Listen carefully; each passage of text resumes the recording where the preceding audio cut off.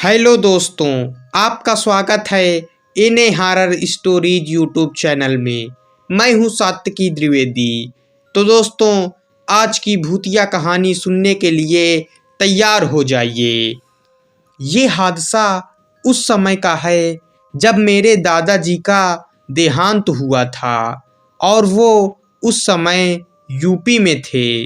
मुझे उनका शोक संदेश 35 किलोमीटर दूर उनके गांव में देने जाना था।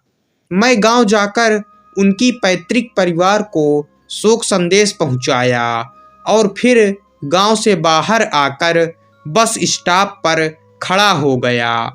उस समय वहां कोई भी गाड़ी नहीं थी। उस समय सर्दियां चल रही थी और मुझे बड़े जोरों की ठंड लग रही थी। मैंने थोड़ी दूर पर एक चाय स्टॉल वाले को देखा और उसके पास गया और उनसे गाड़ी के बारे में पूछा। उसने बताया कि अभी तो कोई बस नहीं मिलेगी, लेकिन इस रेलवे ट्रैक पर 1 किलोमीटर की दूरी पर रेलवे स्टेशन है और रात 9 बजे आखिरी ट्रेन जाती है। मैंने बिना देरी किए उस रेलवे ट्रैक पर चलना शुरू कर दिया। 200 मीटर चलने पर मुझे एक औरत दिखाई दी और मैं भागकर उसके पास पहुंचना चाहता था ताकि वो मुझे ट्रेन के बारे में बता सके। मैं जैसे ही उसके पास गया और उससे स्टेशन के बारे में पूछना चाहा तो वो बोली, मुझे कुछ नहीं पता, यहाँ से भाग जाओ। मैं उसके पीछे पीछे चलता गया और थोड़ी देर बाद मैंने देखा तो उसकी चाल मुझे अजीब लग रही थी। मैं अपने मोबाइल का टॉर्च जलाकर उस औरत को देखना चाहता था कि ये औरत इतनी रात को इस रेलवे ट्रैक पर क्या कर रही है। जैसे ही मैंने टॉर्च जलाया वो औरत बोली, टॉर्च बंद कर दे वरना तेरी सांसें बंद कर दूंगी।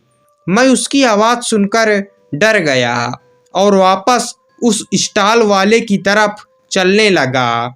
थोड़ी देर चलने पर मुझे उस औरत के ज़ोर से हंसने की आवाज़ आई और वो बोली, मैंने आज एक शिकार पहले ही कर लिया है, इसलिए मैं तेरा शिकार नहीं करूँगी।